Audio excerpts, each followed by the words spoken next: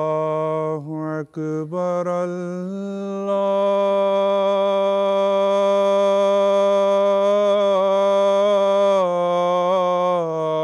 الله أكبر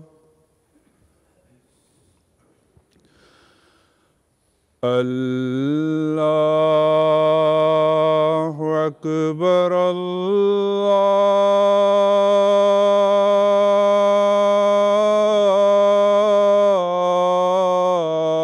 الله أكبر أشهد أن لا إله إلا الله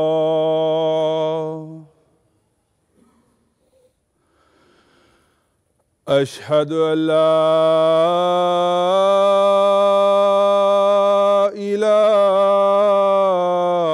إله إلا الله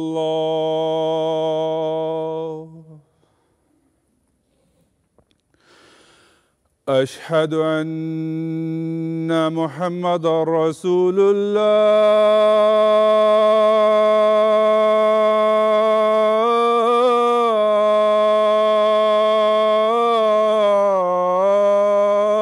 الله أشهد أن محمدًا رسول الله حي على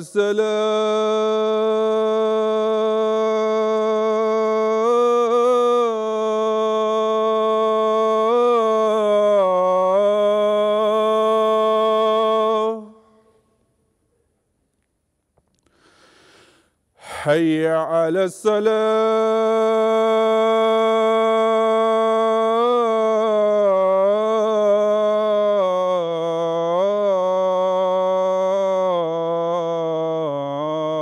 الصلاة حي على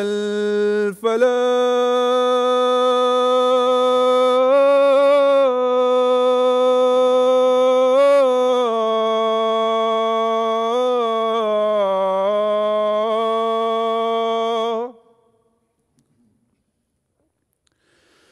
حي على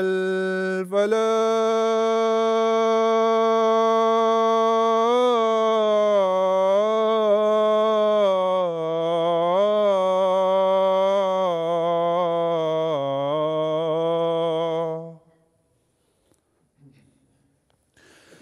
الله أكبر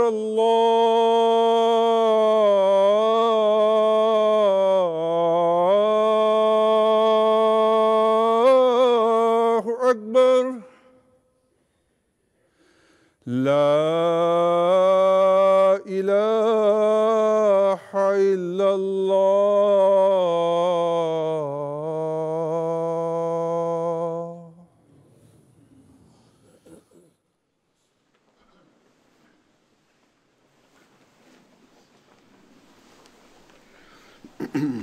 السلام عليكم ورحمة الله.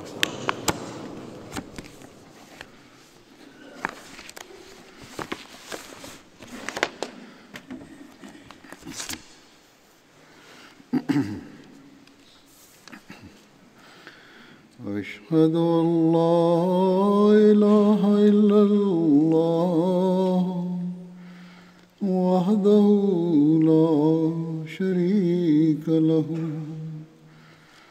وأشهد أن محمدًا عبده ورسوله أما بعد فأعوذ بالله من الشيطان الرجيم بسم الله الرحمن الرحيم الحمد لله رب العالمين الرحمن الرحيم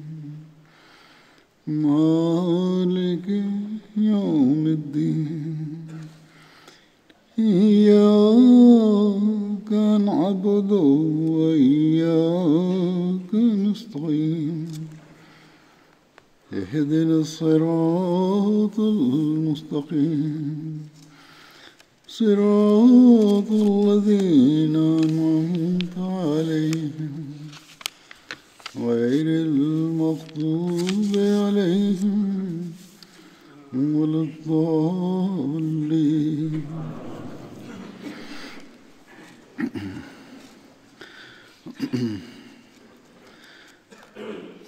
آج سے پھر میں بدری صحابہ کا ذکر دوبارہ شروع کروں گا. پہلے جن صحابی کا ذکر ہے ان کا نام ہے حضرت سنان بن ابی سنان، جو بنو اسد قبیلہ سے تھے اور بنو عبد شمس کے حلیف تھے.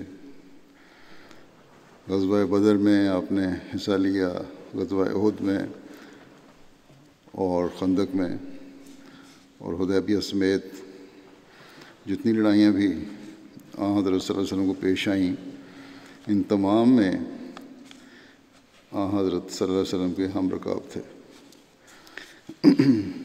بیعت رضوان میں سب سے پہلے کس نے بیعت کی، اس کے متعلق اختلاف پایا جاتا ہے. بعض کے نزدیک حضرت عبداللہ بن عمر نے بیعت کی اور بعض حضرت سلمہ بن الاکوع کا نام بیان کرتے ہیں، لیکن واقعی کے نزدیک حضرت سنان بن ابی سنان نے سب سے پہلے بیعت کی تھی، اور بعض کے نزدیک حضرت سنان کے والد نے سب سے پہلے بیعت کی سعادت حاصل کی. بہرحال بیان ہوا ہے تاریخ میں کہ بیعت رضوان میں جب حضرت صلی اللہ علیہ وسلم نے لوگوں کی بیعت لینی شروع کی تو حضرت سنان رضی اللہ عنہ نے بھی ہاتھ بڑھایا کہ میری بیعت لیں. اس پر رسول اللہ صلی اللہ علیہ وسلم نے فرمایا کس چیز پر بیعت کرتے ہو؟ حضرت سنان رضی اللہ عنہ نے عرض کیا کہ جو آپ کے دل میں ہے. رسول اللہ صلی اللہ علیہ وسلم نے فرمایا کہ میرے دل میں کیا ہے تمہیں پتہ ہے؟ صحابہ کی صحبت، حضرت صلی اللہ علیہ وسلم کی صحبت کا بھی اثر تھا. تو انہوں نے عرض کیا کہ فتح مند ہونا یا شہادت پانا. اس پر دوسرے لوگوں نے بھی کہنا شروع کر دیا کہ ہم بھی اسی بات پر بیعت کرتے ہیں جس پر حضرت سنان رضی اللہ عنہ نے بیعت کی، جس پر یہ بیعت کرتے ہیں. حضرت سنان رضی اللہ عنہ کبار مہاجرین صحابہ میں سے تھے.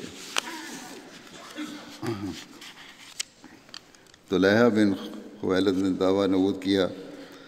سب سے پہلے حضرت سنان نے رسول اللہ صلی اللہ علیہ وسلم کو خط لکھ کر خبر دی، جو اس وقت بنو مالک پر عامل تھے. دوسرے صحابی جن کا ذکر ہوگا وہ ہیں حضرت مہجہ، جو حضرت عمر کے غلام تھے.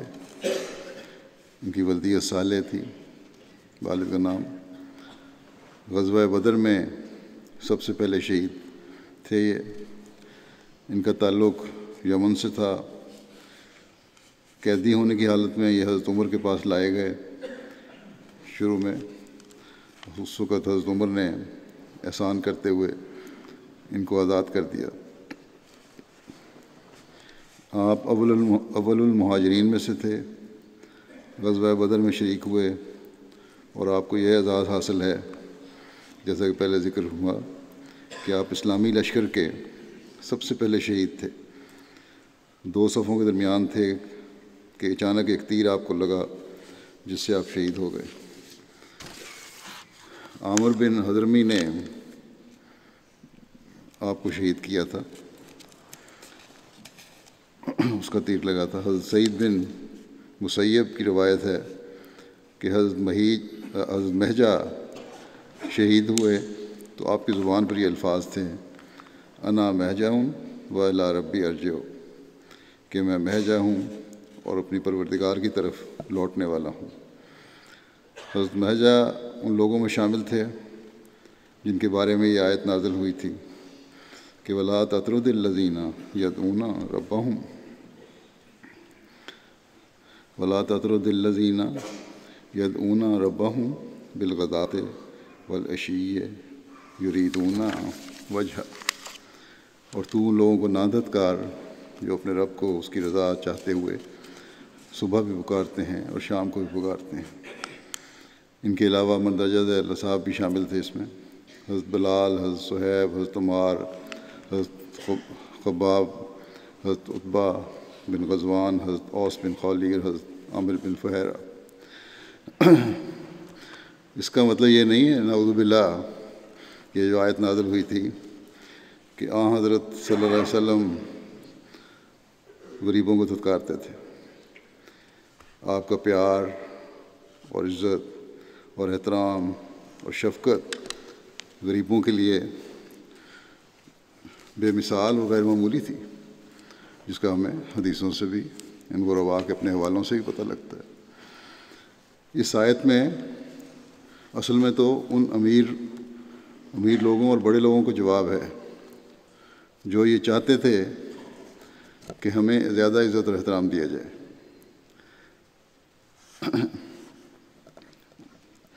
اس پہ اللہ تعالیٰ نے یہ فرمایا کہ میں نے تو رسول کو یہ کہا ہوا ہے اور یہ حکم ہے کہ غریب لوگ جو ذکر اور عبادت میں بڑھے ہوئے ہیں ان کی عزت اور احترام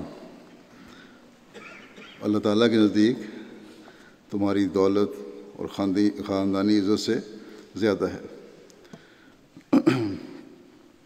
اور اللہ کا رسول تو وہی کرتا ہے جس کا اللہ تعالیٰ اسے حکم دیتا ہے۔ بس اس آیت سے یہ جواب دیا گیا اصل میں تو ان امیروں کو جن کے خیال میں یہ تھا کہ ان کا مقام زیادہ بلند ہے۔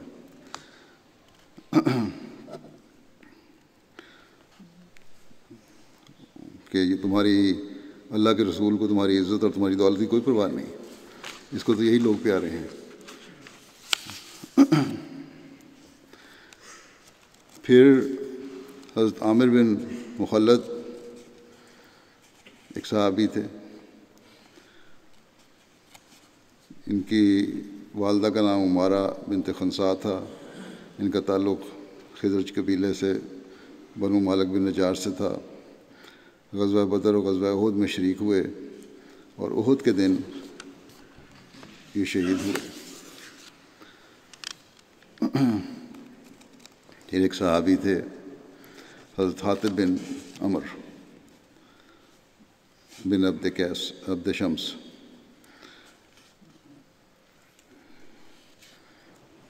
ابو حاتب ان کی کنیت تھی۔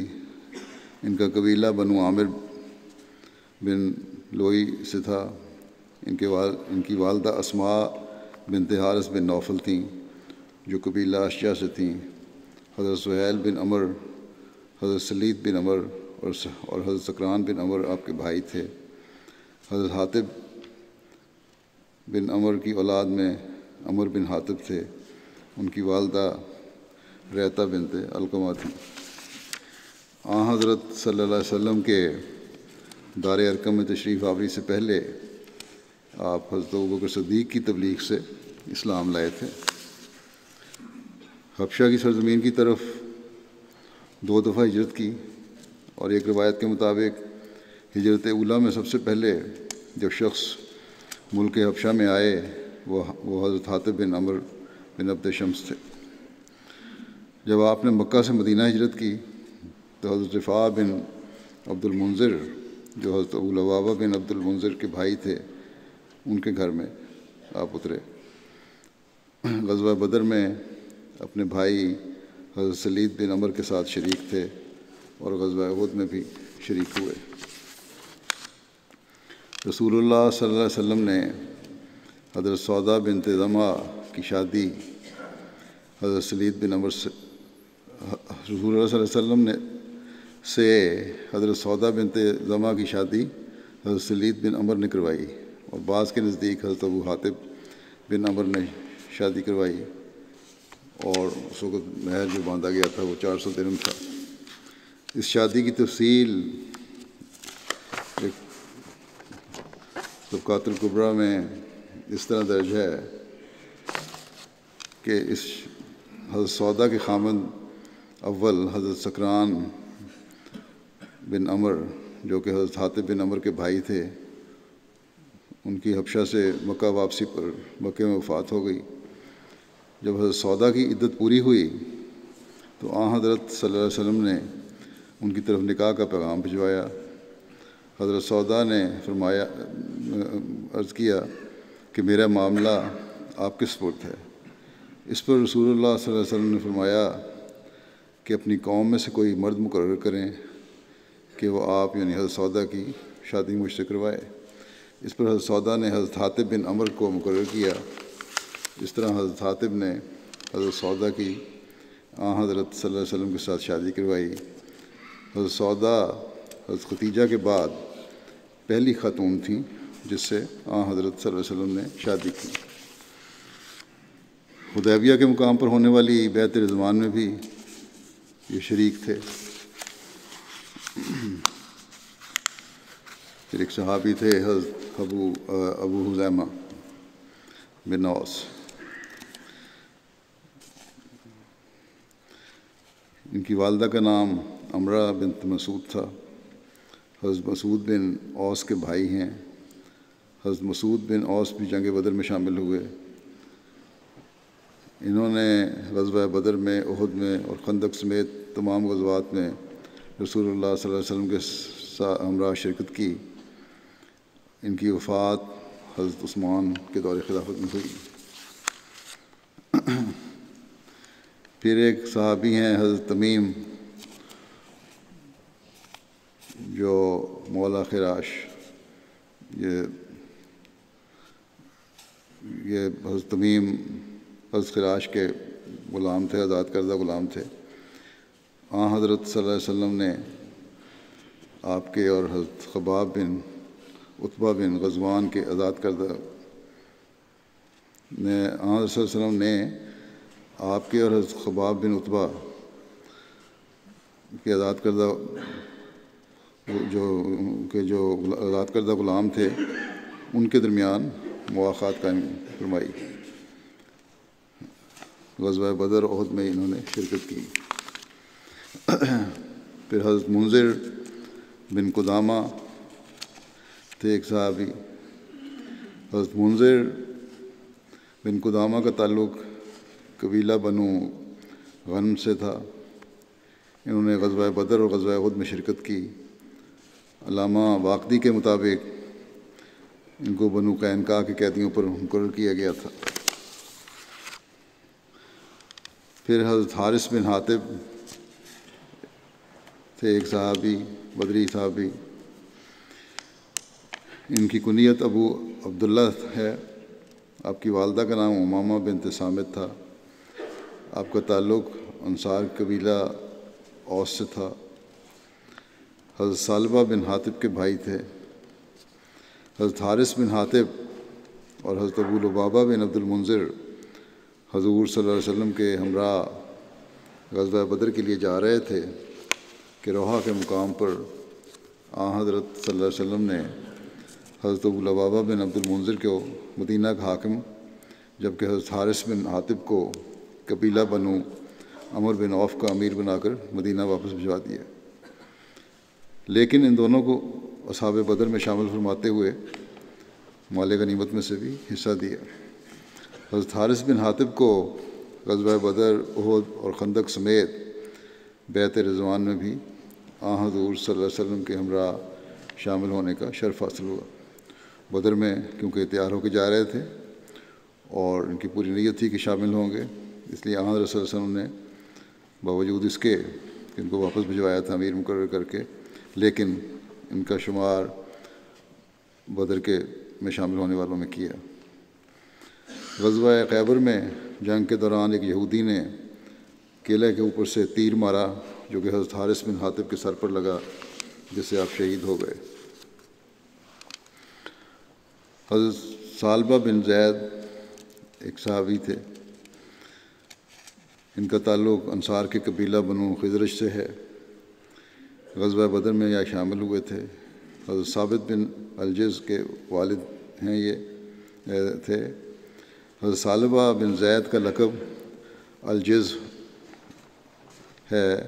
الجز آپ کی مضبوطی قلب اور مضبوط عزم و ہمت کی وجہ سے کہا جاتا ہے، یعنی جزا کہتے ہیں جو مضبوط تنا درخت کا تنا ہو اس کو بھی جزا کہا جاتا ہے، یا چھت کا شتیر اور بیم جو ہے اس کو بھی کہا جاتا ہے۔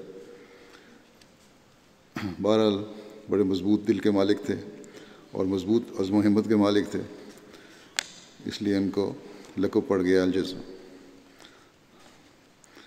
حضرت ثعلبہ بن زید کی کوئی روایت محفوظ نہیں ہے، اس کے علاوہ باتیں ان کی۔ حضرت عقبہ بن وہاب ایک صحابی تھے۔ حضرت عقبہ بن وہاب کو ابن ابی وہاب بھی کہا جاتا ہے۔ یہ قبیلہ بنو عبد شمس میں عبد مناف کے حلیف تھے۔ غزوہ بدر اور احد اور خندق سمیت تمام غزوات میں حضور صلی اللہ علیہ وسلم کے ساتھ شامل تھے۔ مدینہ میں یہود کا ایک وفد آپ صلی اللہ علیہ وسلم سے ملنے کے لیے آیا تو آپ حضرت صلی اللہ علیہ وسلم نے انہیں تبلیغ کی، جس کا انہوں نے کھلے طور پر انکار کیا۔ اس پر جن صحابہ نے انہیں اس کھلے انکار کی پر ملامت کی ان میں حضرت عقبہ بن وہاب بھی شامل تھے۔ چنانچہ یہ واقعہ اس طرح ملتا ہے کہ ایک دفعہ رسول اللہ صلی اللہ علیہ وسلم کے پاس نعمان بن عضا، بحری بن عمر اور شاس بن عدی آئے۔ آپ صلی اللہ علیہ وسلم نے ان سے بات چیت کی اور انہیں اللہ تعالیٰ کی طرف بلایا، اسلام کی دعوت دی اور اس کے عذاب سے انہیں ڈرایا، جس پر انہوں نے کہا کہ اے محمد صلی اللہ علیہ وسلم، ہمیں آپ کس بات سے ڈراتے ہیں؟ ہم تو اللہ کے بیٹے ہیں اور اس کے محبوب ہیں۔ جس طرح نصارہ نے کہا تھا، اللہ تعالیٰ نے ان کے متعلق یہ آیت نازل فرمائی، وقالت اليہود والنصارى نحن ابناء اللہ واحباؤہ قل فلم یعذبکم بذنوبکم بل انتم بشر ممن خلق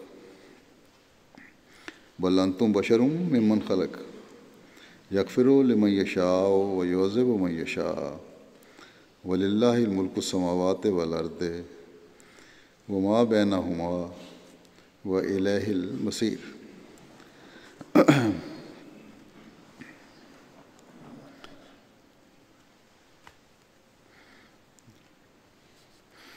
اور یہود اور نصارہ نے کہا کہ ہم اللہ کی اولاد ہیں اور اس کے محبوب ہیں، تو کہہ دے پھر وہ تمہیں تمہارے گناہوں کی وجہ سے عذاب کیوں دیتا ہے؟ نہیں، بلکہ تم ان میں سے ہو جن کو اس نے پیدا کیا، محض بشر ہو، وہ جسے چاہتا ہے معاف کر دیتا ہے اور جسے چاہتا ہے عذاب دیتا ہے، اور آسمانوں اور زمین کی بادشاہت اللہ ہی کی ہے اور اس کی بھی جو ان دونوں کے درمیان ہے، اور آخر اسی کی طرف لوٹ کر جانا ہے۔ ابن اسحاق کے مطابق رسول اللہ صلی اللہ علیہ وسلم نے جب یہود کے گروہ کو قبول اسلام کی دعوت دی اور انہیں اس کی طرف ترغیب دلائی اور غیر اللہ کے معاملہ میں اللہ کی سزا کے متعلق انہیں ڈرایا، تو انہوں نے نہ صرف آپ صلی اللہ علیہ وسلم کا بلکہ آپ کی لائی ہوئی تعلیم کا انکار کیا۔ اس پر حضرت معاذ بن جبل، حضرت سعد بن عبادہ اور حضرت عقبہ بن وہب نے انہیں کہا، اے گروہ یہود، اللہ تعالیٰ سے ڈرو، اللہ کی قسم تم جانتے ہو کہ وہ رسول اللہ ہیں۔ تم خود ہمارے سامنے ان کی بعثت سے پہلے اس کا تذکرہ کیا کرتے تھے اور ہمارے سامنے ان کی صفات بیان کیا کرتے تھے۔ اس پر رافع بن حریملہ اور وہب بن یہوذا نے کہا کہ ہم نے تو تمہیں یہ نہیں کہا، اور نہ اللہ تعالیٰ نے حضرت موسیٰ علیہ السلام کے بعد کوئی کتاب نازل کی ہے، نہ کرنی ہے، اور نہ اللہ تعالیٰ نے حضرت موسیٰ کے بعد کوئی بشارت دینے والا اور نہ ہی کوئی ڈرانے والا بھیجا ہے، نہ بھیجنا گویا کہ وہ لوگ صاف مکر گئے، حالانکہ توریت میں یہ پیشگوئیاں موجود ہیں۔ یہی حال آج کل کے بعض مسلمان علماء کا ہے جو مسیح موعود کو ماننے سے انکاری ہیں۔ پہلے آنے کا شور مچاتے تھے، اب کہتے ہیں کسی نے نہیں آنا۔ پھر ایک صحابی ہیں حضرت حبیب بن اسود۔ حضرت حبیب بن اسود بن سعد انصار کے قبیلہ بنو حرام کے آزاد کردہ غلام تھے۔ آپ جنگ بدر اور احد میں شامل ہوئے۔ ان کی کوئی اولاد نہیں تھی۔ آپ کا ذکر خبیب کے نام سے بھی ملتا ہے۔ پھر حضرت اسامہ انصاری تھے، ایک صحابی۔ حضرت اسامہ کا تعلق قبیلہ بنو اشجع سے تھا۔ بنو غنم بن مالک بن نجار کے حلیف تھے۔ غزوہ بدر اور احد اور خندق اور دیگر تمام غزوات میں رسول اللہ صلی اللہ علیہ وسلم کے ساتھ شریک رہے۔ آپ نے حضرت معاویہ بن ابی سفیان کے دور میں وفات پائی۔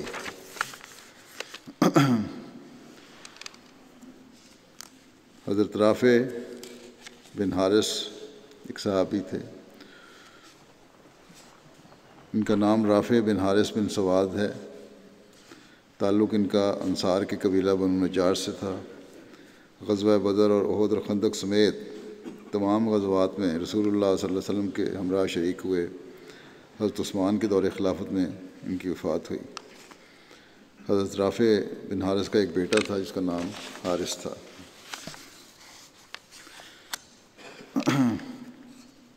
پھر حضرت رخیلہ بن ثعلبہ انصاری ایک بدری صحابی تھے۔ ان کا نام بھی مختلف طریقوں سے بیان کیا جاتا ہے۔ بعض کہتے ہیں رخیلہ، بعض رجیلہ اور رحیلہ وغیرہ۔ آپ کے والد کا نام ثعلبہ بن خالد تھا۔ غزوہ بدر اور احد میں یہ شریک ہوئے۔ ان کا تعلق قبیلہ خزرج کے ایک شاخ بنو بیاضہ سے تھا اور آپ جنگ صفین میں حضرت علی کے ہمراہ تھے۔ پھر حضرت جابر بن عبداللہ بن ریاب ایک صحابی تھے۔ حضرت جابر کو ان 6 آدمیوں میں بیان کیا جاتا ہے جو انصار میں سب سے پہلے مکہ میں اسلام لائے۔ حضرت جابر بدر اور احد اور خندق اور تمام غزوات میں رسول اللہ صلی اللہ علیہ وسلم کے ہم رکاب تھے، ساتھ شامل ہوئے۔ انہوں نے رسول اللہ صلی اللہ علیہ وسلم سے حدیثیں بھی بیان کی ہیں۔ بیعت عقبہ اولیٰ میں انصار میں سب سے پہلے جو اسلام لائے وہ یہی ہیں۔ انصار کے چند لوگوں کی رسول اللہ صلی اللہ علیہ وسلم سے عقبہ اولیٰ کی رات جب ملاقات ہوئی تو آپ نے پوچھا کہ تم کس قبیلے سے ہو؟ اس کے بعد انہوں نے پوری تفصیل اپنی بیان کی، اور یہ قبیلہ بنو نجار کے 6 آدمی تھے: اسد بن زرارہ اور عوف بن حارث بن رفاع بن افراء اور رافع بن مالک بن اجلان اور قطبہ بن عامر بن حدیدہ اور عقبہ بن عامر بن نابی بن زید اور جابر بن عبداللہ بن ریاب۔ یہ سب لوگ مسلمان ہو گئے تھے۔ جب یہ لوگ مدینہ آئے تو انہوں نے مدینہ والوں سے رسول اللہ صلی اللہ علیہ وسلم کا ذکر کیا اور تبلیغ کی۔ پھر وہاں حضرت ثابت بن اکرم بن ثعلبہ ایک صحابی تھے، بدری صحابی۔ ان کا نام حضرت ثابت بن اکرم بن ثعلبہ بن عدی بن اجلان تھا۔ انصاری قبیلہ بنو عمر بن عوف کے حلیف تھے۔ آپ بدر سمیت تمام غزوات میں رسول اللہ صلی اللہ علیہ وسلم کے ہمراہ شریک رہے۔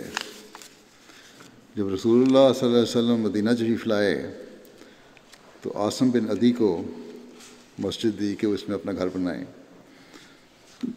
مگر عاصم نے عرض کیا کہ یا رسول اللہ، میں اس مسجد کو گھر نہیں بناؤں گا جس میں اللہ تعالیٰ نے جو اتارنا تھا اس کو اتارا ہے، البتہ آپ اس کو ثابت بن اکرم کو دے دیں کیونکہ اس کے پاس کوئی گھر نہیں ہے۔ تو صاحب نے حضرت ثابت بن اکرم کو یہ جگہ عطا فرما دی۔ ان کے ہاں کوئی اولاد نہیں ہوئی، اور مسجد سے یہ جگہ جو دی تھی وہ مسجد کا حصہ ہوگی یا اس کے قریب ترین جگہ ہوگی، اور کسی وقت میں وہاں نمازیں بھی پڑھی جاتی ہوں گی۔ بہرحال ترجمہ کرنے والوں نے جو ترجمہ کیا ہے اس میرا خیال میں صحیح طرح ٹھیک نہیں ہے، بعض باتوں کی وضاحت ہوتی ہے اس لیے ریسرچ سیل والے جو یہ نوٹس بھجواتے ہیں اس کو ذرا تحقیق کر کے صحیح طرح بھیجا کریں، صرف اسکول کے بچوں کی طرح ترجمے نہ کر دیا کریں۔ پھر جنگ موطا میں حضرت عبداللہ بن رواحہ کی شہادت کے بعد اسلامی جھنڈا حضرت ثابت بن اکرم نے اٹھایا اور کہا کہ اے مسلمانوں کے گروہ، اپنے میں سے کسی ایک شخص کو اپنا سردار مقرر کرو۔ لوگوں نے کہا ہم آپ کو مقرر کرنا چاہتے ہیں۔ آپ نے کہا کہ میں ایسا نہیں کر سکتا۔ اس پر لوگوں نے حضرت خالد بن ولید کو اپنا سردار مقرر کر لیا۔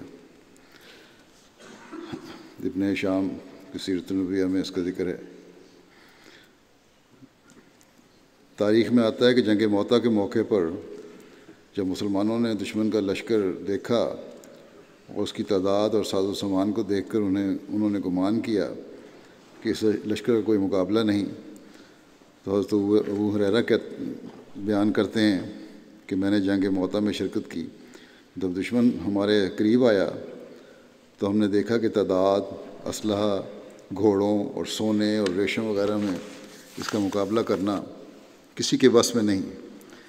یہ دیکھ کر میری آنکھیں چندھیا گئیں۔ اس پر حضرت ثابت بن اکرم نے مجھ سے کہا کہ اے ابو ہریرہ، تیری حالت ایسی لگتی ہے جیسے تو نے کوئی بہت بڑا لشکر دیکھ لیا ہے۔ میں نے کہا، حضرت ابو ہریرہ کہتے ہیں میں نے کہا ہاں۔ اس پر حضرت ثابت نے کہا کہ تم ہمارے ساتھ بدر میں شامل نہیں ہوئے؟ ہمیں وہاں بھی کثرت تعداد کے ذریعے فتح نہیں ملی تھی، بلکہ وہ تو اللہ تعالیٰ کے فضل سے ملی تھی، اور یہاں بھی یہی ہوگا۔ حضرت ابوبکر کی خلافت میں حضرت خالد بن ولید کے ساتھ آپ مرتدین کی طرف روانہ ہوئے۔ حضرت خالد بن ولید لوگوں کے مقابلہ پر روانہ ہوتے وقت اگر اذان سنتے تو حملہ نہ کرتے، اور اگر اذان نہ سنتے تو حملہ کر دیتے۔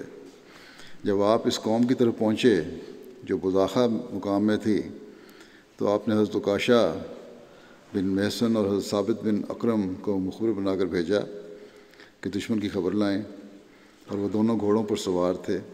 حضرت عکاشہ کے گھوڑے کا نام الزرام تھا اور ثابت کے گھوڑے کا نام المحبر تھا۔ بہرحال ان دونوں کا سامنا جب یہ کر رہے تھے طلحہ اور اس کے بھائی سلمہ سے ہوا، جو انہی کی طرح مخبری کرنے کے لیے آگے آئے ہوئے تھے، لشکر سے اپنے آگے آئے ہوئے تھے۔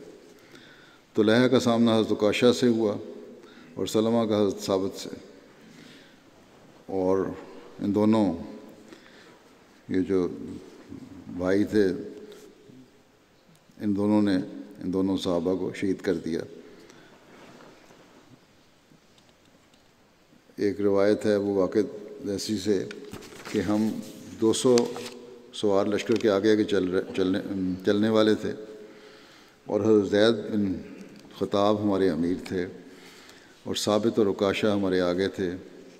جب ہم لوگ ان کے پاس سے گزرے تو ہمیں یہ منظر شدید ناگوار گزرا، کیونکہ یہ ان کی شہادت کے بعد جب یہ پیچھے سے 200 کا لشکر گزرا، حضرت خالد اور باقی مسلمان ابھی ہمارے پیچھے تھے۔ ہم ان مقتولوں کے پاس کھڑے رہے، یہ شہید ہوئے تھے، یہاں تک کہ حضرت خالد آئے اور ان کے حکم سے ہم نے ثابت اور عکاشہ کو ان کے خون آلود کپڑوں میں وہیں دفن کر دیا۔ روایت میں آتا ہے کہ جب طلحہ مسلمان ہوئے تو حضرت امیر المومنین عمر نے ان سے فرمایا کہ میں تم سے محبت نہیں کرتا، نہیں کروں گا، تمہارے 2 مسلمان حضرت عکاشہ اور حضرت ثابت بن اکرم تم ان کو شہید کرنے کی وجہ ہو۔ بعد میں یہ شہید کرنے والے جو تھے مسلمان بھی ہو گئے۔ تو ان کو حضرت عمر نے یہ جواب دیا کہ تمہارے سے محبت نہیں مجھے ہو سکتی، کیونکہ تم 2 مسلمانوں کو شہید کرنے والے ہو۔ اس پر طلحہ نے کہا کہ یا امیر المومنین، ان کو تو اللہ تعالیٰ نے میرے ہاتھوں سے عزت عطا فرمائی ہے، ان کی کوئی اولاد نہیں تھی۔ محمد بن عمر کہتے ہیں کہ حضرت ثابت کو طلحہ نے 12 ہجری میں بزاخہ کے مقام پر شہید کیا۔ پھر حضرت سلمہ بن سلامہ بدری صحابی تھے، انصاری تھے، اور قبیلہ اوس کے خاندان بنو اشد سے ان کا تعلق تھا۔ جب مدینہ میں رسول اللہ صلی اللہ علیہ وسلم کی بعثت کی خبر پہنچی تو آپ ان اولین لوگوں میں سے تھے جو حضور صلی اللہ علیہ وسلم پر ایمان لائے تھے۔ آپ بیعت عقبہ اولیٰ اور ثانیہ دونوں میں شامل ہوئے، اور نیز آپ کو بدر سمیت تمام غزوات میں رسول اللہ صلی اللہ علیہ وسلم کے ساتھ شمولیت کی سعادت حاصل ہوئی۔ حضرت عمر نے آپ کو اپنے دور خلافت میں یمامہ کا حکمران مقرر فرمایا۔ عمر بن قتادہ کہتے ہیں کہ رسول اللہ صلی اللہ علیہ وسلم نے حضرت سلمہ بن سلامہ اور حضرت ابو صبرہ بن ابی رحم کے درمیان مواخات قائم فرمائی، لیکن ابن اسحاق کے نزدیک سلمہ بن سلامہ اور حضرت زبیر بن عوام کے درمیان مواخات قائم ہوئی۔ ان کے بچپن کا ایک واقعہ، آپ اپنے بچپن کا خود ایک واقعہ بیان کرتے ہیں کہ ایک مرتبہ جب کہ میں چھوٹی عمر کا تھا اور اپنے خاندان کے چند آدمیوں میں بیٹھا ہوا تھا کہ ایک یہودی عالم وہاں آ گیا، اور اس نے ہمارے سامنے قیامت اور حساب اور میزان اور جنت اور دوزخ کا ذکر شروع کر دیا، اور کہنے لگا کہ مشرک اور بت پرست جہنم میں ڈالے جائیں گے۔ آپ کے خاندان کے لوگ چونکہ بت پرست تھے، اس لیے وہ اس حقیقت کو نہیں سمجھتے تھے کہ مرنے کے بعد لوگ دوبارہ زندہ کیے جائیں گے۔ ان لوگوں نے اس یہودی عالم سے پوچھا کہ کیا واقعی لوگ مرنے کے بعد دوبارہ زندہ کیے جائیں گے؟ بات کی آخرت کی زندگی کا ان کو کوئی تصور نہیں تھا۔ اور اپنے اعمال کا بدلہ پائیں گے؟ اس نے کہا کہ ہاں۔ انہوں نے پوچھا اس کی نشانی کیا ہے؟ اس پر اس نے مکہ اور یمن کی طرف اشارہ کر کے کہا کہ اس جگہ سے ایک نبی آئے گا۔ اس پر ان لوگوں نے پوچھا کہ وہ کب آئے گا؟ تو اس نے کہا کہ میری طرف اشارہ کیا، کہتے ہیں میں بچہ تھا، چھوٹا تھا، میری طرف اشارہ کرتے ہوئے کہا کہ اگر اس لڑکے نے عمر پائی تو یہ ضرور اس نبی کو دیکھے گا۔ حضرت سلمہ کہتے ہیں کہ اس واقعہ کو کچھ سال ہی گزرے تھے کہ نبی کریم صلی اللہ علیہ وسلم کی آمد کی ہمیں اطلاع ملی، اور ہم سب ایمان لے آئے۔ یہ جو بت پرست تھے، آگ پرست تھے، سب ایمان لے آئے۔ اس وقت وہ یہودی عالم بھی زندہ تھا، کہتے ہیں وہ یہودی عالم بھی زندہ تھا، مگر حسد کی وجہ سے وہ ایمان نہیں لایا۔ اور ہم نے اس کو کہا کہ تم ہمیں نبی صلی اللہ علیہ وسلم کی آمد کی خبریں سنایا کرتے تھے، اب خود ہی ایمان نہیں لائے۔ اس پر اس نے کہا کہ یہ وہ نبی نہیں ہے جس کا میں نے ذکر کیا تھا۔ آخر وہ شخص کہتے ہیں کہ اسی طرح کفر کی حالت میں مر گیا۔ حضرت عثمان کے زمانے میں جب فتنوں نے سر اٹھایا تو آپ نے عذرت نشینی اختیار کر لی اور اپنے آپ کو عبادت الہی کے لیے وقف کر دیا، یعنی کہ گوشہ نشین ہو گئے، کیونکہ فتنے اس وقت کافی بڑھ رہے تھے اور صرف عبادت الہی کیا کرتے تھے۔ ان کی وفات کے بارے میں اختلاف ہے، بعض کہتے ہیں 34 ہجری میں وفات ہوئی، بعض کہتے ہیں 45 ہجری میں وفات ہوئی۔ ان کی عمر 74 سال تھی جب ان کی وفات ہوئی، اور مدینہ میں ہی وفات ہوئی۔ پھر حضرت جبر بن عتیق ایک بدری صحابی تھے۔ غزوہ بدر اور تمام غزوات میں رسول کریم صلی اللہ علیہ وسلم کے ہمراہ شریک تھے۔ مدینہ میں یہ رہے ہیں، حضرت صلی اللہ علیہ وسلم کی وفات تک رہے وہیں۔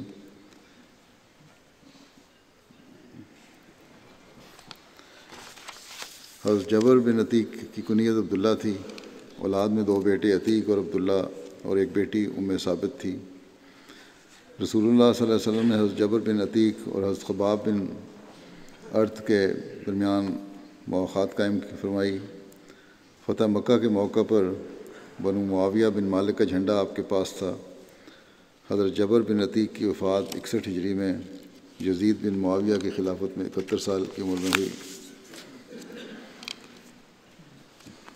دور میں کہنا چاہیے، خلافت نہیں تھی۔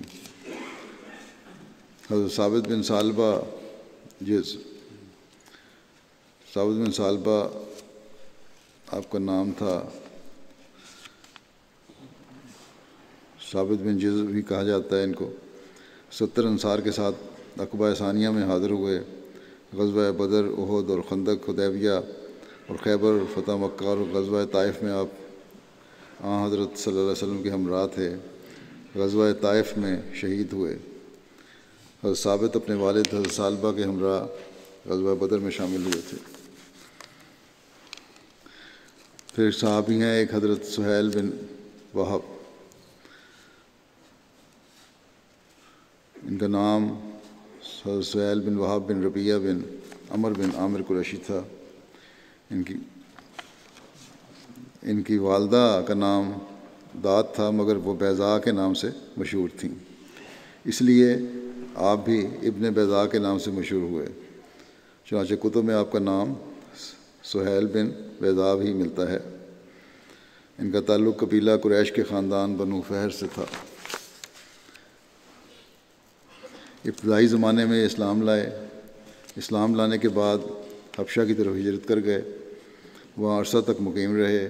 جب اسلام کی اعلانیہ تبلیغ ہونے لگی تو مکہ واپس آ گئے، اور پھر حضرت صلی اللہ علیہ وسلم کے بعد مدینہ گئے۔ حضرت سہیل کے ساتھ ان کے دوسرے بھائی حضرت صفوان بن بیضاء بھی غزوہ بدر میں شامل ہوئے۔ جب آپ غزوہ بدر میں شامل ہوئے اس وقت آپ کی عمر 34 سال تھی۔ غزوہ احد اور خندق اور تمام غزوات میں حضرت صلی اللہ علیہ وسلم کے ہمراہ تھے۔ ان کے تیسرے بھائی سہل مشرکین کی طرف سے غزوہ بدر میں شامل ہوئے۔ علامہ ابن حجر اسقلانی لکھتے ہیں کہ سہل مکہ میں اسلام لائے لیکن کسی سے اپنا مسلمان ہونا ظاہر نہیں کیا۔ قریش انہیں بدر میں ساتھ لے گئے اور پھر گرفتار ہوئے وہ۔ تو حضرت ابن مسعود نے ان کے بارے میں گواہی دی کہ میں نے انہیں مکے میں نماز پڑھتے دیکھا ہے۔ اس پر وہ آزاد کر دیے گئے۔ پھر مدینہ میں ان کی وفات ہوئی، اور آپ کا اور حضرت سہیل کا جنازہ رسول کریم صلی اللہ علیہ وسلم نے مسجد میں پڑھایا۔ حضرت سہیل بن بیضاء روایت کرتے ہیں کہ رسول اللہ صلی اللہ علیہ وسلم نے غزوہ تبوک کے سفر میں انہیں سواری پر پیچھے بٹھایا ہوا تھا۔ وہ کہتے ہیں کہ رسول اللہ صلی اللہ علیہ وسلم نے بلند آواز سے فرمایا، اے سہیل، اور حضرت صلی اللہ علیہ وسلم نے 3 مرتبہ یوں فرمایا، تو ہر مرتبہ حضرت سہیل نے عرض کیا، لبیک یا رسول اللہ، یہاں تک کہ لوگوں نے بھی جان لیا کہ رسول اللہ صلی اللہ علیہ وسلم کی ان سے مراد ہے۔ اس پر جو لوگ آگے تھے وہ آپ کی طرف لپکے، اور جو پیچھے تھے وہ بھی آپ کے قریب ہو گئے۔ یہ ایک انداز تھا بلانے کا، لوگوں کو بھی توجہ کرنے کا۔ اس پر رسول اللہ صلی اللہ علیہ وسلم نے فرمایا، جس نے گواہی دی کہ اللہ کے سوا کوئی معبود نہیں۔ جب لوگ اکٹھے ہو گئے تو رسول اللہ صلی اللہ علیہ وسلم نے فرمایا کہ جس نے گواہی دی کہ اللہ کے سوا کوئی معبود نہیں اور وہ اکیلا ہے اور اس کا کوئی شریک نہیں، تو ایسے شخص پر اللہ آگ کو حرام کر دے گا۔ یہ تاریخ کی کتاب ہے، اور یہ مسلمان پڑھتے ہیں کہ یہ مسلمان ہونے کی بھی ایک تعریف ہے، لیکن ان کے عمل اس کے خلاف ہیں، اور اس بات پہ جو ان کے فتوے ہیں وہ بھی ان باتوں کے خلاف ہیں۔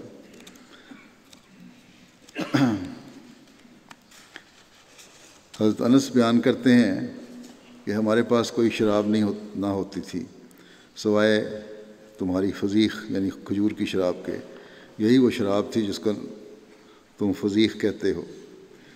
کہتے ہیں میں ایک دفعہ کھڑا ابو طلحہ اور فلاں فلاں کو شراب پلا رہا تھا کہ اتنے میں ایک شخص آیا اور اس نے کہا، کیا تمہیں خبر پہنچی ہے؟ کہنے لگا، کیا خبر؟ اس نے کہا کہ شراب حرام کی گئی ہے۔ وہ لوگ کہنے لگے جن کو یہ شراب پلا رہے تھے حضرت انس کو کہ انس یہ مٹکے انڈیل دو۔ کہتے تھے پھر انہوں نے اس شخص کی خبر دینے کے بعد اس شراب سے متعلق پوچھا اور نہ کبھی اس کو دوبارہ پیا۔ ایک حکم آیا اور اس کے بعد ایسی اطاعت تھی کہ دوبارہ پھر اس کا ذکر بھی نہیں ہوا شراب کا۔ ایک دوسری حدیث سے ثابت ہے کہ حضرت ابو طلحہ کے ساتھ حضرت ابو دجانہ اور حضرت سہیل بن بیضاء تھے جو اس وقت شراب پی رہے تھے۔ غزوہ تبوک سے واپسی پر 9 ہجری میں ان کی وفات ہوئی، اور ان کی نماز جنازہ حضرت صلی اللہ علیہ وسلم نے مسجد نبوی میں پڑھائی، اور وفات کے وقت ان کی کوئی اولاد نہیں تھی۔ حضرت عباد بن عبداللہ بن زبیر سے روایت ہے کہ حضرت عائشہ نے ارشاد فرمایا کہ حضرت سعد بن ابی وقاص کا جنازہ مسجد سے گزارا جائے، یعنی کہ مسجد میں لایا جائے تاکہ وہ بھی ان کی نماز جنازہ پڑھ لیں۔ لوگوں نے حضرت عائشہ کو اس بات کو اوپرا جانا کہ عجیب بات کر رہی ہیں، تو حضرت عائشہ نے فرمایا کہ لوگ کتنی جلدی بھول جاتے ہیں، رسول اللہ صلی اللہ علیہ وسلم نے حضرت سہیل بن بیضاء کی نماز جنازہ مسجد میں ہی پڑھی تھی، میرا خیال تھا کھلی جگہ پہ پڑھنی چاہیے، تو اس کی اصلاح حضرت عائشہ نے فرمائی کہ مسجد میں نماز جنازہ پڑھی جا سکتی ہے۔ حضرت طفیل بن حارث سے ایک صحابی تھے۔ حضرت طفیل اپنے بھائی حضرت عبیدہ اور حضرت حسین کے ساتھ غزوہ بدر، احد، خندق اور تمام غزوات میں رسول اللہ صلی اللہ علیہ وسلم کے ہمراہ شریک رہے۔ رسول اللہ صلی اللہ علیہ وسلم نے حضرت طفیل بن حارث کی مواخات حضرت منذر بن محمد اور بعض روایات کے مطابق حضرت سفیان بن نصر سے قائم فرمائی۔ حضرت طفیل کی وفات 70 سال کی عمر میں 32 ہجری کو ہوئی۔ پھر ایک صحابی ہیں حضرت ابو سلید اسیرہ بن عمر۔ اسیرہ بن عمر ان کا نام تھا اور کنیت ابو سلید تھی، اور ابو سلید کے نام سے زیادہ مشہور ہیں۔ ان کے والد عمر بھی ابو خارجہ کنیت سے معروف تھے۔ بدر اور دیگر غزوات میں نبی کریم صلی اللہ علیہ وسلم کے ساتھ ساتھ رہے۔ آپ خزرج کی شاخ عدی بن نجار سے تعلق رکھتے تھے۔ ان کے والد ابو خارجہ عمر بن قیس بھی صحابی تھے، جنگ بدر میں شہید ہوئے۔ آپ کے بیٹے شریک ہوئے۔ آپ کے بیٹے عبداللہ نے آپ سے روایت کی ہے کہ نبی کریم صلی اللہ علیہ وسلم نے گدھوں کا گوشت کھانے سے منع فرما دیا تھا، اور اس وقت دیگیں چڑھی ہوئی تھیں جن میں گدھے کا گوشت پک رہا تھا۔ ہم لوگوں نے ان دیگوں کو الٹ دیا۔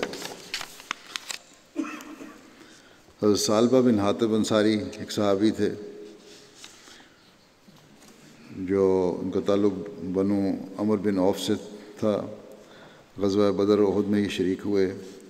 قبیلہ اوس کی شاخ بنو عمر بن عوف سے جیسا کہ بتایا تعلق تھا۔ غزوہ بدر اور بعض دوسرے غزوات میں بھی ان کی شرکت کی روایات ملتی ہیں۔ حضرت امامہ بہلی بیان کرتے ہیں کہ ثعلبہ بن حاطب انصاری نے رسول اللہ کے پاس آ کر یہ عرض کی صلی اللہ علیہ وسلم کہ اے اللہ کے رسول، اللہ سے دعا کریں کہ وہ مجھے مال عطا کریں۔ آپ نے اس پر فرمایا کہ افسوس کی بات ہے کہ بہت تھوڑے ہیں یہ شکر کرتے ہیں اور مال کو سنبھالنے کی طاقت نہیں رکھتے۔ دعا نہیں کی۔ کچھ دیر کے بعد پھر وہ آئے، پھر عرض کیے کہ دعا کریں مجھے مال عطا ہو جائے۔ پھر آپ صلی اللہ علیہ وسلم نے فرمایا کہ کیا تیرے لیے میرا اسوہ حسنہ کافی نہیں ہے مال کی جو خواہش کر رہے ہو؟ آپ نے فرمایا کہ اس ذات کی قسم جس کے ہاتھ میں میری جان ہے کہ اگر میں پہاڑ کو کہوں کہ وہ میرے لیے سونے اور چاندی کا بن جائے تو ایسا ہی ہو جائے، لیکن آپ نے کہا میں نہیں کرتا ایسا ہے، مال سے رغبت نہیں رکھنی چاہیے زیادہ۔ پھر تیسری دفعہ رسول کریم صلی اللہ علیہ وسلم کے پاس آئے اور کہا، پھر عرض کیا اسی طرح کہ جس نے اللہ تعالیٰ نے جس نے آپ کو حق کے ساتھ بھیجا ہے دعا کریں کہ مجھے مال عطا ہو۔ اس پر آپ صلی اللہ علیہ وسلم نے دعا کی کہ ثعلبہ کو مال عطا کر دے۔ راوی بیان کرتے ہیں کہ ان کی چند بکریاں تھیں اور اس کے بعد اس میں اتنی برکت پڑی کہ اس طرح بڑھی وہ جس طرح کیڑے مکوڑے بڑھتے ہیں۔ ایک دفعہ حضرت صلی اللہ علیہ وسلم نے اور پھر یہ ہوا ان کو سنبھالنے کے لیے انہوں نے ظہر اثر کی نمازیں بھی مسجد میں آنا چھوڑ دی، وہیں پڑھنے لگے۔ پھر اور زیادہ بڑھ گئیں تو جمعہ پہ بھی نہیں آتے تھے۔ جمعہ پہ حضرت صلی اللہ علیہ وسلم لوگوں کا احوال پوچھا کرتے تھے، تو ثعلبہ کے بارے میں پوچھا تو لوگوں نے کہا کہ اس کے پاس اتنا بڑا ریوڑ ہے بکریوں کا کہ وادی پوری وادی بھری ہوئی ہے، اس لیے ان کو سنبھالنے میں وقت لگ جاتا ہے، وہ نہیں آتے۔ بہرحال حضرت صلی اللہ علیہ وسلم نے اس پر بڑے افسوس کا اظہار کیا۔ 3 دفعہ افسوس کا اظہار کیا۔ پھر جب زکوٰۃ کی آیات نازل ہوئیں تو آپ نے زکوٰۃ لینے کے لیے 2 آدمیوں کو بھیجا۔ یہ لوگ جب ثعلبہ کے پاس گئے تو انہوں نے کہا، بہانہ بنایا کچھ اور زکوٰۃ نہیں دی۔ انہوں نے کہا اچھا تم لوگ، میں سوچتا ہوں تم لوگ اب جا رہے ہو باقی جگہوں پہ زکوٰۃ لینے، وہاں سے ہو کے واپس آؤ۔ یہ لوگ اور جگہوں پہ گئے اور ایک شخص نے دوسری جگہ جہاں گئے تھے بہترین اونٹوں میں سے اپنے اونٹ زکوٰۃ دی۔ انہوں نے کہا کہ ہم نے بہترین تو نہیں مانگا تھا۔ انہوں نے کہا نہیں، ہم اپنی خوشی سے دے رہے ہیں۔ بہرحال یہ ایک لمبا ایک قصہ ہے، اور انہوں نے زکوٰۃ نہیں دی، اور زکوٰۃ جمع کرنے والے جو تھے لینے کے لیے گئے تھے، انہوں نے حضرت صلی اللہ علیہ وسلم کو آ کے جب یہ رپورٹ دی تو حضرت صلی اللہ علیہ وسلم نے فرمایا کہ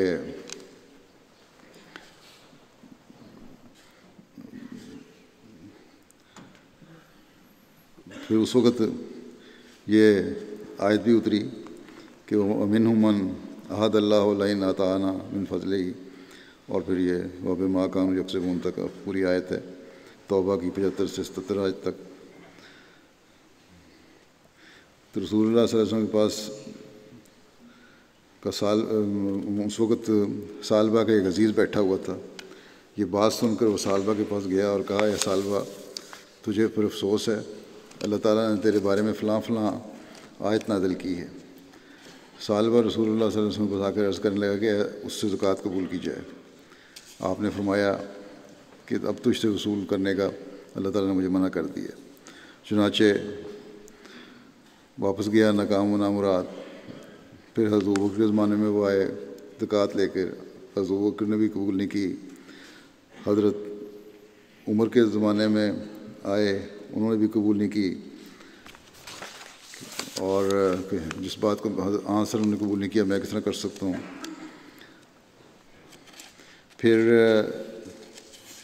حضرت عثمان جو خلیفہ بنے ان کے پاس آ کر کہنے لگے میری زکوٰۃ قبول کریں، تو یہ قبول نہیں کی گئی، اور حضرت عثمان کے زمانے میں ہی ان کی وفات ہو گئی۔ اب یہ واقعہ جو ہے یہ ساتھ ایک طرف بدری صحابہ کے بارے میں ہے کہ وہ جنت میں جانے والے ہیں، دوسری طرف یہ لمبی ایک روایت چل رہی ہے زکوٰۃ قبول نہ کرنے کے بارے میں۔ میرے دل میں بھی خیال پیدا ہوا تھا، اس کو سن کے پڑھ کے آپ لوگوں کے دلوں میں بھی ہوا ہوگا، یہ کس طرح ہو سکتا ہے؟ یہ لگتا ہے کہ روایت غلط ہے، کسی اور کے بارے میں ہوگی۔ چنانچہ علامہ ابن حجر اسقلانی نے اس واقعہ کا ذکر کیا، انہوں نے بھی اس کو اپنی رائے ظاہر کرتے ہوئے لکھا ہے کہ اگر یہ واقعہ صحیح ثابت ہو جائے کہ اگر یہ واقعہ اس طرح ہی ہوا تھا کسی صحابی سے زکوٰۃ لینے کا اور اس کو نہ لینے کا، اگر یہ صحیح ثابت ہو جائے تو پھر اس قصے والی شخصیت کے بارے میں میرے خیال میں اسے حضرت ثعلبہ کی طرح منسوب کرنا صحیح نہیں ہوگا، کیونکہ آپ بدری صحابی تھے، اور بدری صحابہ کے بارے میں تو اللہ تعالیٰ نے کھلا بخشش کا اعلان فرمایا ہوا ہے، اور انہیں منافقت اور کسی قسم کی کمزوری نہیں ہو سکتی تھی۔ یہ لکھتے ہیں علامہ حجر اسقلانی کہ ابن کلبی کے قول سے اس بات میں فرق یقینی ہو جاتا ہے کہ بدری صحابی احد میں شہید ہو گئے، جس کی تائید اس سے بھی ہوتی ہے کہ ابن مردویہ نے عطیہ کی سند سے بحوالہ ابن عباس مذکورہ آیت کے متعلق اپنی تفسیر میں نقل کیا ہے، جو فرماتے ہیں کہ یہ ایک شخص تھا جسے ثعلبہ بن ابی حاطب کہا جاتا تھا، وہ انصار میں سے تھا۔ ان کی ایک مجلس میں آ کر کہنے لگا کہ اگر اللہ تعالیٰ ہمیں اپنے فضل سے نوازے، پھر طویل قصہ یہ سارا بیان جو ہے بیان کیا۔ یہ ثعلبہ بن ابی حاطب ہے، اور بدری صحابی کے متعلق سب کا اتفاق ہے کہ وہ ثعلبہ بن حاطب ہیں، اور یہ روایت پایا ثبوت تک پہنچی کہ آپ صلی اللہ علیہ وسلم نے فرمایا تھا کہ جو لوگ بدر اور حدیبیہ میں شریک تھے ان میں سے کوئی مسلمان بھی جہنم میں نہیں جائے گا۔ نیز وہ ایک حدیث قدسی ہے کہ اللہ تعالیٰ نے اہل بدر سے فرمایا جو چاہے کرو، میں نے تمہاری مغفرت کر دی۔ تو یہ لکھتے ہیں کہ جس کا یہ مرتبہ ہو اسے اللہ تعالیٰ دل میں نفاق کا بدلہ کیسے دے گا؟ دل میں اگر نفاق ہے تو یہ نہیں ہو سکتا کہ بدلہ ملے جنت میں جانے کا۔ پھر لکھتے ہیں کہ اور جو کچھ نازل ہوا اس کے متعلق کیسے نازل ہو سکتا ہے جس کے دل میں نفاق ہو؟ لہذا یہ بات ظاہر ہو گئی کہ وہ اس شخصیت کے علاوہ ہے، یعنی ثعلبہ جو تھے وہ نہیں تھے، یہ اور تھے، یہ پہلے شہید ہو گئے تھے، اور جس کا ذکر ہے وہ ثعلبہ بن ابی حاتب ہے۔ نام ملتے جلتے ہیں اس لیے یہ غلط فہمی ہوئی، اس لیے ثعلبہ بن حاتب اور ثعلبہ بن ابی حاتب دو مختلف شخصیتیں ہیں۔ بس یہ غلط فہمی اگر کسی بدری صحابی کے بارے میں کبھی نہیں ہو سکتی کہ انہوں نے کوئی ایسی حرکت کی ہوگی۔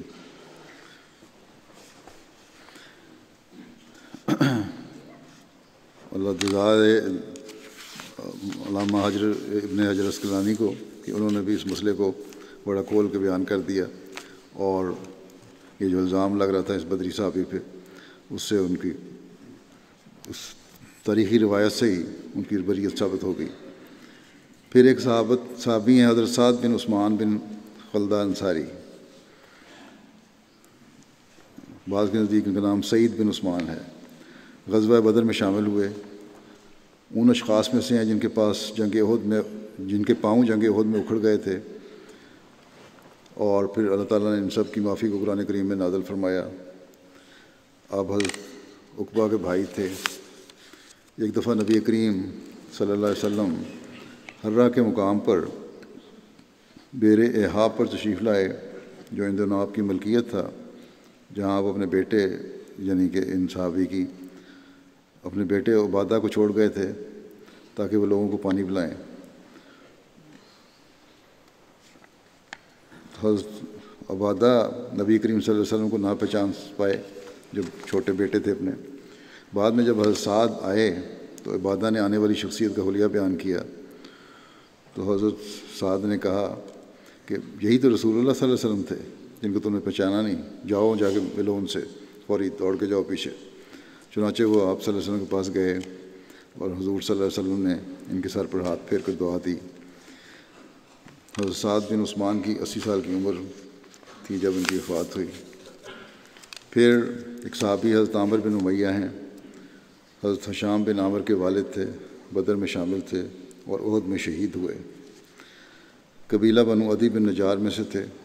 حضرت ہشام بن عامر سے روایت ہے کہ حضور صلی اللہ علیہ وسلم سے احد کے شہداء کو دفنانے کے بارے میں سوال کیا گیا تو آپ نے فرمایا کہ وسیع قبر کھودو اور 2 یا 3 کو ایک قبر میں اتار دو۔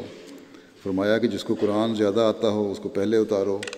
حضرت ہشام بن عامر بیان کرتے ہیں کہ میرے والد عامر بن امیہ کو 2 آدمیوں سے پہلے قبر میں اتارا گیا۔ حضرت عامر کے بیٹے ہشام بن عامر ایک مرتبہ حضرت عائشہ کے پاس گئے تو انہوں نے فرمایا کہ کیا خوب شخص تھا وہ، لیکن آپ کی پھر نسل نہیں چلی۔ حضرت عمر بن ابی سرح ایک صحابی تھے، اور واقدی نے ان کا نام معمر بن ابی سرح بیان کیا ہے۔ قبیلہ بنو حارث میں بن فہر میں سے تھے۔ ابو سعید ان کی کنیت تھی۔ 30 ہجری کو مدینہ منورہ میں حضرت عثمان کے دور میں ان کی وفات ہوئی۔ ان کے بھائی حضرت وہاب بن ابی سرح مہاجرین حبشہ میں سے تھے۔ دونوں بھائی غزوہ بدر میں شامل ہوئے۔ غزوہ احد اور غزوہ خندق اور دیگر مشاہد میں بھی حضور صلی اللہ علیہ وسلم کے ہمراہ شریک ہوئے۔ ان کی نسل کوئی نہیں چلی۔ مکے سے مدینہ ہجرت کی تو حضرت کلثوم بن حضم کے مکان پر آ کر قیام کیا۔ پھر حضرت اسما بن حسین ایک صحابی تھے جو قبیلہ بنو عوف بن خزرج سے تھے۔ ان کے بھائی حبیل بن وبرہ اپنے دادا وبرہ کی طرف منسوب ہیں۔ یہ اور ان کے بھائی بدر میں شامل ہوئے تھے۔ بعض نے آپ کے بدر میں شامل ہونے سے اختلاف کیا ہے، لیکن بہرحال بعض نے لکھا ہے کہ شامل ہوئے۔ حضرت خلیفہ بن عدی، ان کے نام کے بارے میں بھی اختلاف ہے۔ ان کا نام بعضوں کہتے ہیں کہ خلیفہ بن عدی لکھا ہے، اور بعض نے علیفہ بن عدی۔ غزوہ بدر اور غزوہ احد دونوں میں شریک تھے۔ علیفہ بن عدی بن عمر بن مالک بن عمر بن مالک بن علی بن بیاضہ اصحاب بدر میں سے تھے۔ غزوہ بدر سے پہلے مشرف اسلام ہوئے، اور سب سے پہلے غزوہ بدر میں شریک ہو کر بدری صحابی ہونے کی سعادت حاصل کی۔ اس کے بعد غزوہ احد میں شریک ہوئے۔ غزوہ احد کے بعد ان کا نام پردہ اخفا میں چلا جاتا ہے، پھر ظاہر نہیں ہوتا، مزید کوئی معلومات نہیں ان کے بارے میں۔ اور اس وقت منظر عام پر آتا ہے جب حضرت علی کے عہد خلافت میں بڑا لمبا عرصہ یہ ان کے بارے میں کوئی معلومات نہیں ہے۔ پھر حضرت علی کے عہد خلافت میں پیش آنے والی تمام لڑائیوں میں ان کے ساتھ شریک ہوئے یہ حضرت علی کے ساتھ، اور وفات کے سال کے بارے میں بھی سیرت کی کتابوں میں کچھ نہیں ملتا۔ حضرت معاذ بن معاذ، ان کی واقعہ بئر معونہ میں شہادت ہوئی۔ ان کے والد کا نام نائس بھی بیان ہوتا ہے۔ ان کا تعلق خزرج قبیلہ زرقی سے تھا۔ بعض روایت کے مطابق آپ غزوہ بدر اور احد میں شریک تھے اور بئر معونہ کے موقع پر شہید ہوئے۔ ایک روایت کے مطابق آپ غزوہ بدر میں زخمی ہو گئے تھے اور کچھ عرصہ بعد اسی زخم کی وجہ سے وفات پا گئے تھے۔ آپ کے ساتھ آپ کے بھائی عائض بن معاذ بھی غزوہ بدر میں شامل ہوئے تھے۔ صلح حدیبیہ کے بعد جب عیینہ بن حصن نے غطفان قبیلے کے ساتھ جنگل میں چرنے والے حضور صلی اللہ علیہ وسلم کی اونٹنیوں پر حملہ کیا اور حفاظت پر مأمور ایک شخص کو قتل کر کے اونٹنیوں کو ہانک کر لے گیا، اور شہید ہونے والے شخص کی بیوی کو بھی اٹھا کر لے گیا، تب حضور صلی اللہ علیہ وسلم کو اس واقعے کی اطلاع ملی تو آپ نے 8 سواروں کو دشمن کے تعاقب میں بھیجا۔ ان 8 سواروں میں حضرت معاذ بن معاذ بھی شامل تھے۔ اس موقع پر ایک روایت یہ بھی ہے کہ ان 8 سواروں میں حضرت ابو عیاش بھی شامل تھے۔ بھیجنے سے پہلے آپ نے حضرت ابو عیاش سے فرمایا کہ تم اپنا گھوڑا کسی اور کو دے دو جو تم سے اچھا شاہ سوار ہے۔ ابو عیاش نے عرض کی کہ یا رسول اللہ، میں ان سب سے بہتر شاہ سوار ہوں۔ کہتے ہیں یہ کہہ کر ابھی میں 50 گز ہی چلا تھا کہ گھوڑے نے گرا دیا۔ ابو عیاش کہتے ہیں کہ اس پر میں بہت زیادہ فکر مند ہوا، کیونکہ رسول اللہ صلی اللہ علیہ وسلم فرما رہے تھے اگر تم اپنا گھوڑا کسی اور کو دے دو تو بہتر ہے، جبکہ میں کہہ رہا تھا کہ میں ان سب سے بہتر ہوں۔ پھر بنو ذریق کا خیال ہے کہ اس کے بعد حضرت رسول اللہ صلی اللہ علیہ وسلم نے حضرت عیاش کے گھوڑے پر معاذ بن معاذ یا عائض بن معاذ کو سوار کر دیا۔ حضرت سعد بن زید الاشلی صحابی تھے۔ ان کا تعلق انصار کی قبیلہ بنو عبد الاشل سے تھا۔ غزوہ بدر میں شریک ہوئے۔ بعض کا خیال ہے کہ بیعت عقبہ میں شریک ہوئے۔ غزوہ بدر، احد اور خندق سمیت تمام غزوات میں رسول اللہ صلی اللہ علیہ وسلم کے ساتھ شریک ہوئے۔ نبی کریم صلی اللہ علیہ وسلم نے آپ کے ہاتھ بنو قریظہ کے قیدی بھیجے تھے۔ آپ نے ان کے بدلے میں نجد میں گھوڑے اور ہتھیار خریدے تھے۔ روایت ہے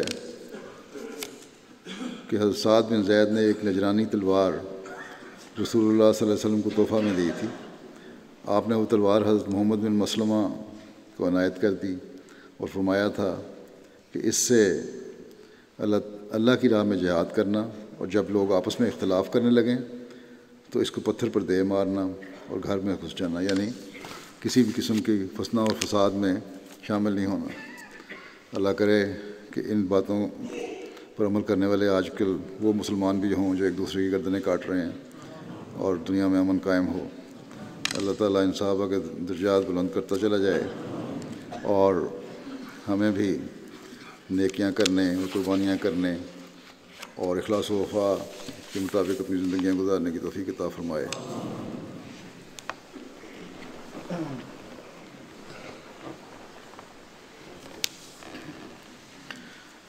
الحمد لله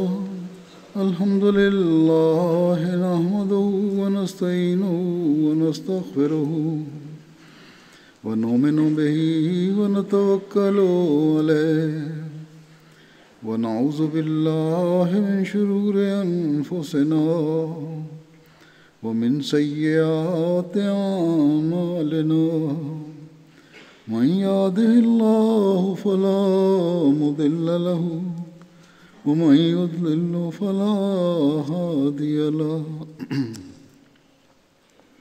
ونشهد أن لا إله إلا الله ونشهد أن محمدا عبده ورسوله عباد الله رحمكم الله إن الله يأمر بالعدل والإحسان وإيتاء ذي القربى وينهى عن الفحشاء والمنكر والبغي يعظكم لعلكم تذكرون اذكروا الله يذكركم وادعوه يستجب لكم ولذكر الله أكبر